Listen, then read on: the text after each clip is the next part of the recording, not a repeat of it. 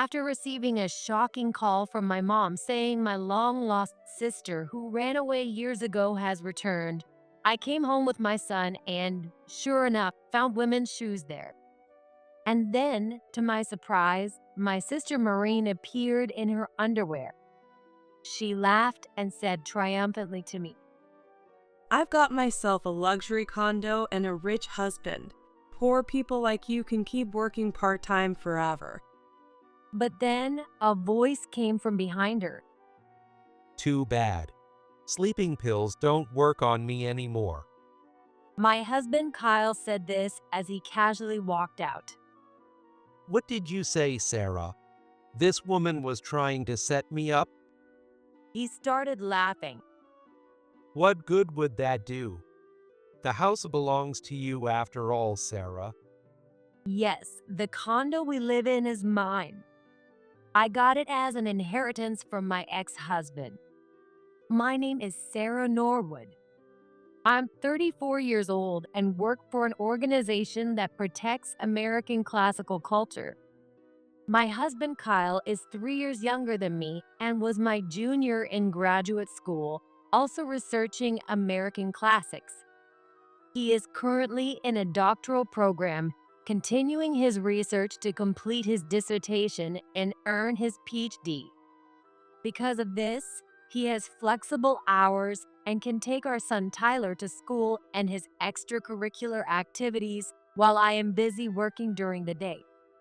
Not only that, Kyle is much better at housework than I am. He may not cook anything fancy, but his meals are always well prepared. Except for his study space, he cleans everything else quickly and efficiently. And he handles laundry and everything related to it more delicately and carefully than I do. Can you take care of the housework while I handle our living expenses? This is how I proposed to him. Honestly, I fell in love with him for those reasons. I am always busy, and I can't manage everything. I told him he could continue his research as long as he wanted, as I would support our lifestyle. His parents were surprised, even accusing me of treating their son like a kept man. But after discussing our feelings, lifestyle, and future children, we got married, and he became a stay-at-home dad. Although this arrangement is quite unusual, we were happy together. One day, something unexpected happened. It was a Tuesday afternoon. That day, with Kyle's mind preoccupied with his dissertation, I unusually decided to pick up Tyler. As I was about to leave work and get into my car, my phone suddenly rang. Hello? Mom, what's wrong? It was my mom. My parents live far from the city, about a 5 to 6 hour drive away. Since getting married, we only visit during holidays. We usually keep in touch via messaging apps, so it's rare for her to call directly. They know how busy I am and usually schedule their calls. It's a big deal, Sarah. What happened all of a sudden? Maureen has come back. What, Maureen? Maureen is my sister, 2 years younger than me. I haven't seen her in over 10 years, since she ran away from home at 18. Apparently, her husband's company went bankrupt. Bankrupt? Yes, she was banging on the intercom, saying her husband ran away with a huge debt. She didn't want debt collectors coming after her, so she forged his signature, had someone sign as a witness, and filed for divorce. I was so surprised I let out, wow. So, now what? I told her she couldn't come in, but she brazenly showed up and left her daughter here. What? She abandoned her? Yes, she's so small, so I asked her age, and I was shocked. Why were you shocked? When she brought her in, I thought she was still in preschool, but she's just 1 year younger than Tyler. What? 1 year younger than 9-year-old Tyler? She should be in second grade. And yet, she looks like a kindergartner. Mom, is she really that small? She's tiny and skin and bones. Her skin is dry, and she's got cracks all over.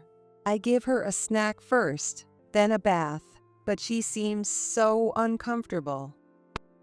My mom's voice sounded like she was holding back tears. But I had to ask this. Mom, you're not going to kick her out, right? What are you saying? Of course not. No matter how irresponsible Maureen is, this girl is our granddaughter. Oh, her clothes are in tatters. Thank goodness. So, Mom, where did Maureen go after leaving her? I had to know that. She went to your place, Sarah.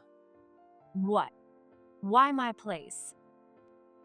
Apparently, before coming here, she visited an old acquaintance and heard that you married a wealthy man.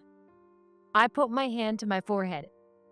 I don't know who it is, but it's troubling when someone gives half-baked information.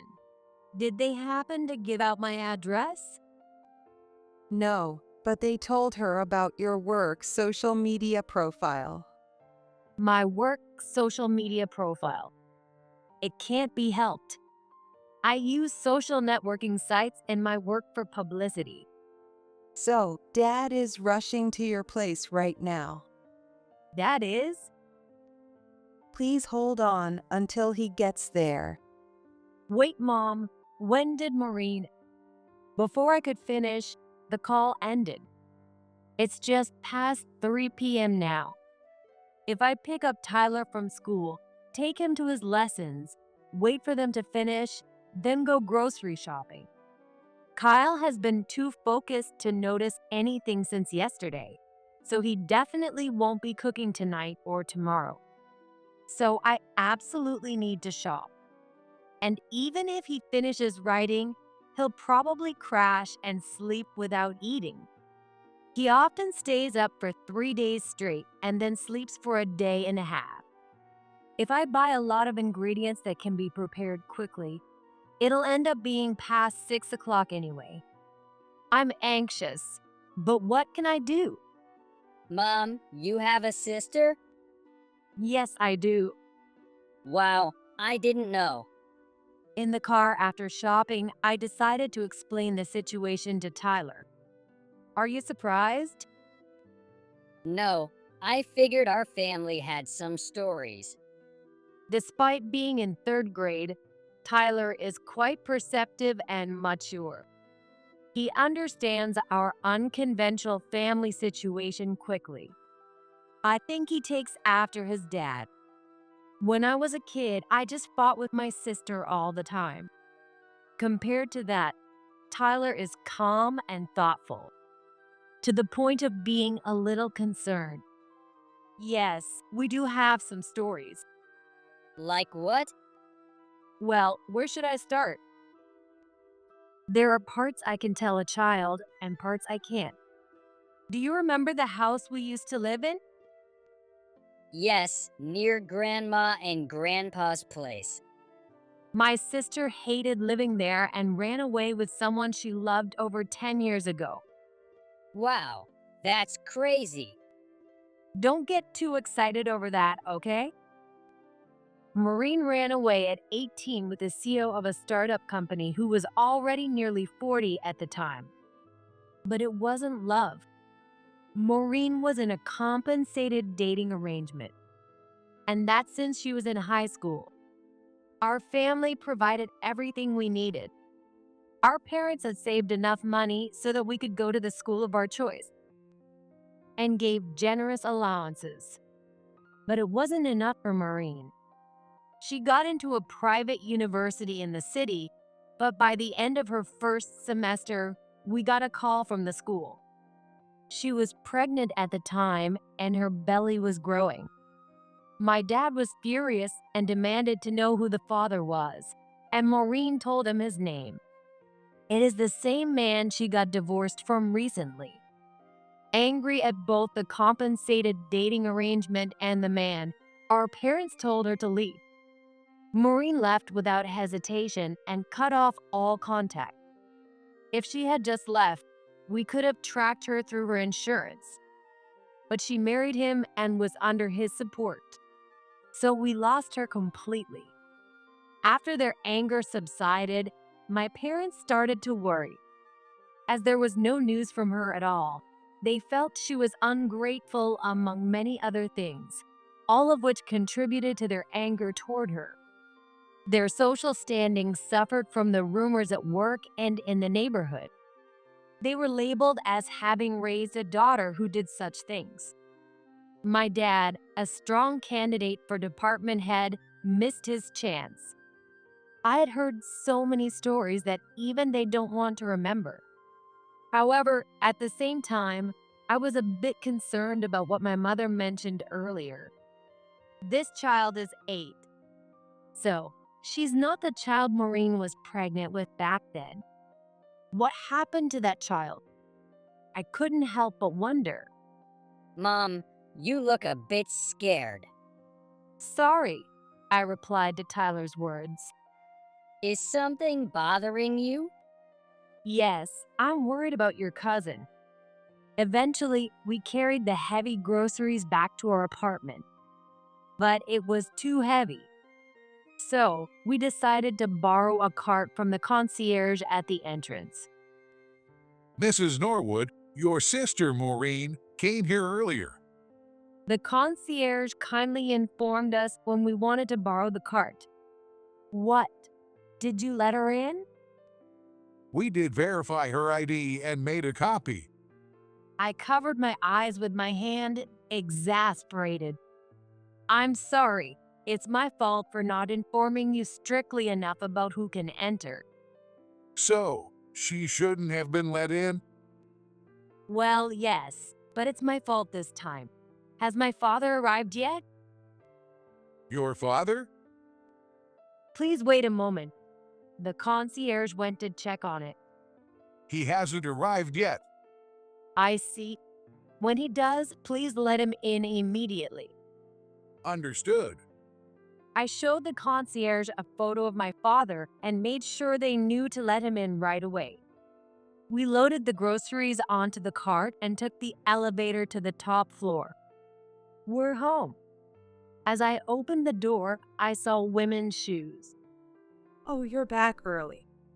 Maureen emerged, looking flashier but appropriately aged as she said that. But that wasn't the problem. What? What are you wearing? Maureen was in her underwear. Tyler, pushing the cart beside me, was speechless, his eyes wide. What do you mean? She laughed triumphantly and said, I've got a luxury condo and a rich husband. You can keep working part-time forever. Tyler and I were dumbfounded. Then a voice came from behind her. Too bad for you. Sleeping pills don't work on me. Kyle emerged from behind Maureen, wearing a shirt over his bare chest. With his disheveled hair, it might have looked like something happened. But I knew. It couldn't be. I had complete confidence in him. Oh man, because she tried giving me sleeping pills, I lost my concentration. Seriously. Wait, what? You knew about the sleeping pills? I felt weirdly sleepy, so I figured you spiked my drink. But that doesn't mean I can sleep. That's not normal. Kyle turned to Tyler. Hey Tyler, thanks for doing the shopping. Yeah, Dad. Help me put these away. Tyler went inside while pushing the cart. Sure, Kyle followed him to the kitchen as he said that. While carrying the groceries, he muttered, annoyed and deliberately, Well, I had heard from Sarah that she had a sister, so I figured something might happen. But I didn't expect to be drugged right off the bat. Thing is, my sleep schedule is so erratic, and my mind is so full of my research that I can't just fall asleep unless I intend to. So I can tell the difference between natural drowsiness and drug-induced drowsiness. What? Maureen's expression grew even more severe. Well, I suspected you were up to something, so I pretended to be asleep. What's the point of what you did? Kyle spoke calmly, but Maureen, who had seemed confident, now looked confused and unsure of what had happened. What is with this guy? Well, she picked the wrong person to mess with.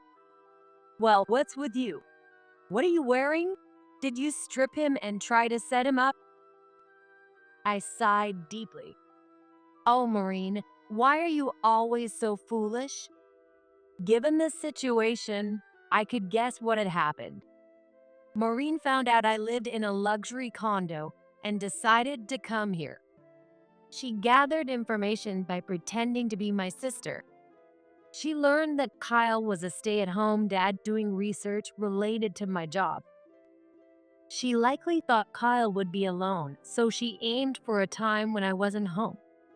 From Kyle's perspective, he probably answered the intercom after it was pressed repeatedly, only to find a woman claiming to be my sister. Even though his mind was still half occupied with his dissertation. From Maureen's perspective, she saw a disheveled man in what looked like pajamas and probably thought, he's young? Sarah snagged a young, smart guy with a luxury condo? That's unfair. I'll take him. She tried to drug him and create a compromising situation to show me. But she didn't know Kyle. When he's focused on research or dissertations, he loses track of time and meals. Trying something like this on him is pointless, as I know well. Did she try to set me up? Kyle's voice grew louder, and he started laughing. What's the point? The house belongs to Sarah. Yeah, what is this middle-aged woman talking about? That's rude. Who is this kid? He's my son, so it's fine if he calls you auntie. What? Your son? He's so big. Isn't this guy in his 20s? He's from my previous marriage. You got remarried? Did you marry a rich manual? You wouldn't know since you've left home. Finally, I managed to enter my home, take off my coat, and set down my bag. Kyle made me tea and said, "Welcome back." I noticed an open bag carelessly placed on the living room table. The house was tidy except for that bag, which bothered me. I wanted to clean it up immediately. Won't you even offer me tea? Maureen glared at me as I enjoyed my tea.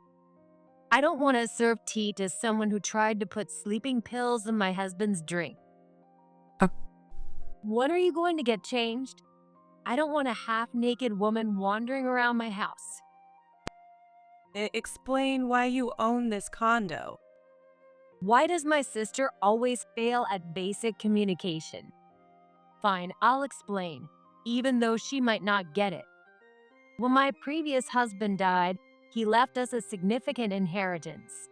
I bought this place with that money, not a loan. Huh? You paid in cash? This place costs millions of dollars. Yes, but it's only 1% of the real estate I own now. Maureen was speechless. Yes, I completely own this penthouse. But that's not all. I now own multiple properties and have assets worth $200 million. Not only I live a wealthy life through passive income management, but I also serve as an advisor to an organization involved in the preservation of American classical culture as a cultural project. Half of it is for tax purposes, and the other half is for Kyle. My busy daily job is as a director of this organization. I also receive reports about land management. When I explained this, Maureen was stunned. Do you, Sarah? Yes, to me. You don't even know I got married right after graduating university. You don't know why either. What? Because of what you did, Dad's company's credibility plummeted, causing a lot of trouble. An adult daughter can do what she wants. You weren't an adult then. You were in high school doing compensated dating, making Mom feel ashamed. Then, a marriage proposal came to me from the Johnson family. The Johnson family? Yes, the noble family in our area. What? You married into that famous family? I sighed. Then Kyle said, "Let's go over there for a bit," and moved Tyler away from the spot. Tyler is a smart kid, so he realized it was an adult conversation. So you married into that family? Yes, but not to who you think it is. I married the elder brother, who was supposed to be the head. The bedridden burden of the Johnson family? Yes, him. My ex-husband was indeed called that. Sickly from birth, he rarely went to school and always had doctors around. People saw him as a burden, but that's only from an outsider's view. His parents and his younger stepbrother, who was the heir, didn't think so. They all loved him for his kindness and lack of greed. He fell in love with me at the hospital when I came home to visit. His family begged my parents for our marriage, as it was the only thing their son ever wanted. They even pleaded with me sincerely, who was more than a decade younger. I agreed, thinking it would ease my parents' burden. I got married at 22, and my husband died when I was pregnant with Tyler. The pregnancy was through artificial insemination, as he lacked the strength to have a child naturally. His parents wished for a grandchild, and I agreed. My ex-husband could gently gaze at my growing belly, but he couldn't wait to see the baby's face. He passed away, leaving only his name. I became a young widow, and his parents thanked me, following his will to leave me an inheritance. Some relatives, like vultures, eyed my inheritance, so I moved to a secure penthouse when Tyler started kindergarten. When I explained all this, Maureen shook her head and hands in disbelief. "Do you expect me to believe such a fairy tale?" She yelled at me with a face that showed she was completely fed up. "It's the truth." So what is he now? You got so much inheritance and you were allowed to remarry? Yes, I didn't need permission, but I consulted his parents out of respect. They apologized for taking my youth for his care and the artificial insemination. That much inheritance should be enough. They said time and life can't be bought with money. My kind parents-in-law, who lost their beloved son to illness, understood these two values well. It was probably because they were wealthy. Later, when I moved to the city center, unlike living with my in-laws, I was exhausted from single parenting. It was then that I reunited with Kyle, a junior from university who admired me. He became a great help to me when I was overwhelmed. As he visited more often, my son Tyler grew attached to him. I thought it would be nice to have him around, so I proposed to him. My in-laws described Kyle as a harmless person who seems interested in nothing but academics. They didn't oppose the marriage. In fact, they supported it, partly to fend off relatives who were pressuring me to remarry. How come you get to have all the good stuff? Just as Maureen started to say that, my phone rang. A call at this hour. I knew it. I put the phone on speaker. Hello, Sarah. I haven't gotten a response to my messages. Are you okay? Maureen groaned on the spot. "Oh, Mom, I'm fine, really." Good to hear. By the way, I heard a disgusting voice. Is Maureen there with you? She is. I looked at Maureen with a beaming smile. Mom, how did you know I was here? You've always had a head like a sieve, haven't you? You told me yourself. You said you were going to visit your sister. It's terrible. You treat me so differently than my sister. Maureen yelled into the phone. Huh? You have some nerve saying that. Do you remember how things were before Sarah married into the Johnson family after you left? I won't say it was ostracism, but your dad's good position at the company was damaged by the terrible rumors spread around because of you. It was thanks to Sarah and the Johnson family that those rumors died down within 2 years. The people in our neighborhood, our relatives, and even your dad's colleagues were saved by their efforts. You almost destroyed all your dad's hard work and reputation in our city. That's your problem, not mine. I never asked him to climb the corporate ladder. You didn't care about his achievements, but it's thanks to them we could afford to send you to a private university in the city. Yeah, but don't use that as an excuse to hold it over me. Maybe so, but Maureen, what happened to the child you were pregnant with back then? Mom's cold voice sent shivers down my spine. Huh?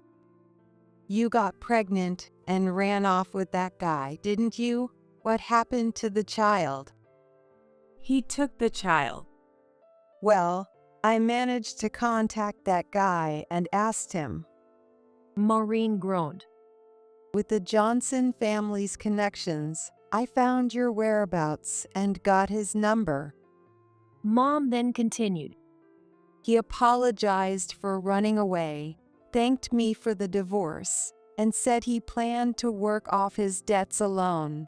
He didn't have much talent for making money, but he seemed to be a better person than you. He said he wouldn't reveal his location, but intended to work hard to repay his debts.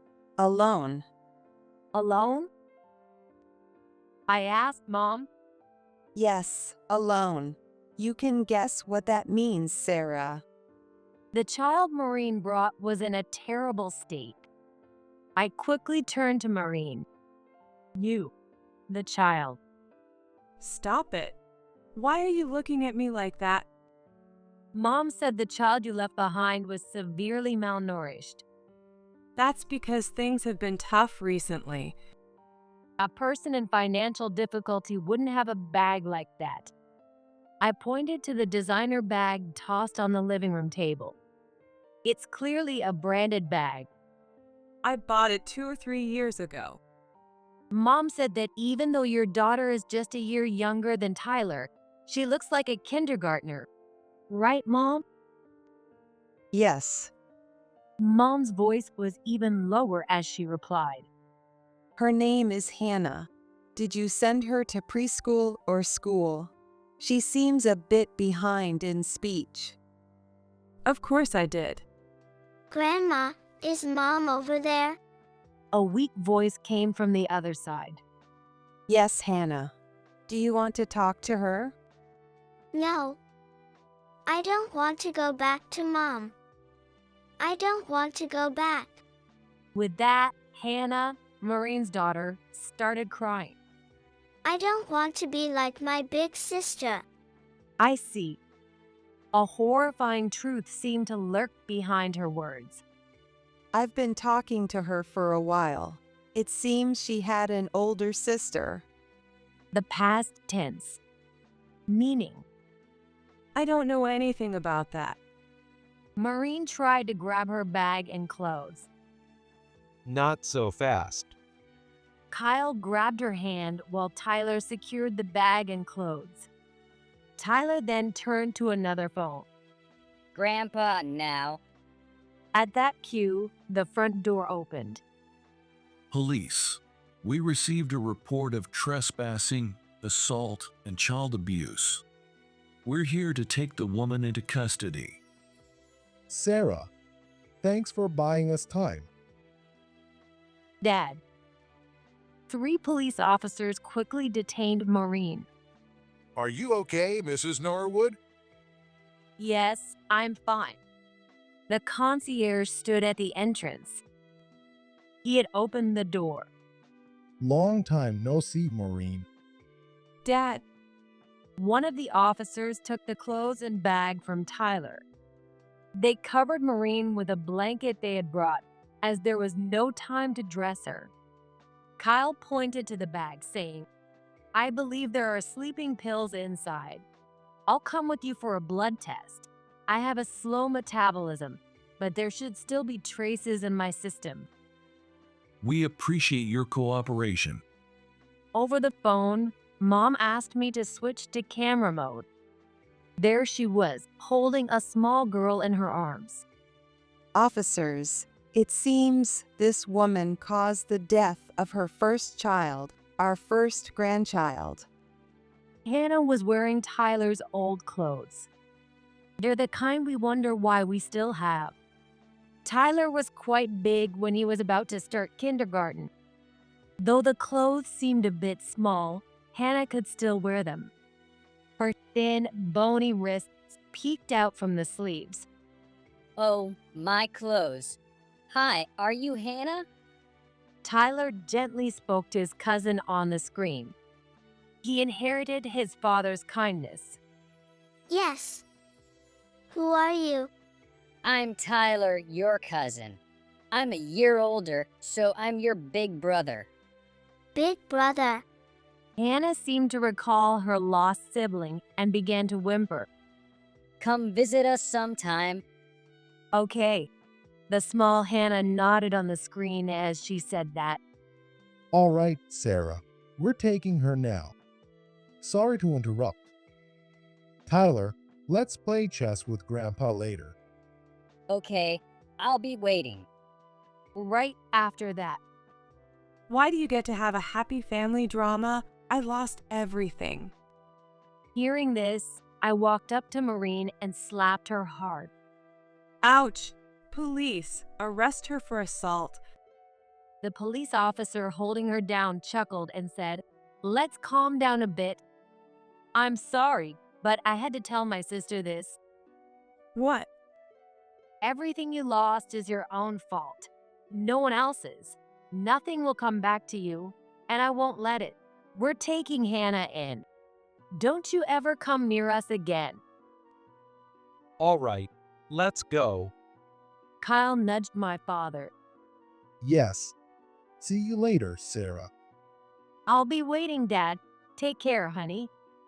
After seeing everyone off, I collapsed onto the spot. Are you okay, Mom? I'm so tired. It was good we went shopping earlier today. Indeed. What a day it had been. It had only been 6 hours since Mom called. Later, my father and Kyle informed me that Maureen would be held in police custody for a while. No bail. Absolutely not. Dad said that in a strained voice when we had a late dinner. Since the divorce is final, her ex won't come for her. Let's have a swift trial. Maureen was eventually sentenced to prison. She had caused her family much pain, led to the death of a child, and was abandoned by the remaining child. She would now face a long life alone. Later, my parents brought Hannah to our home. You've become so cute. Hannah blushed at Tyler's words. Where did you learn to say that, son? Dad, stop tickling me. Stop it. Tyler laughed as he played with Kyle.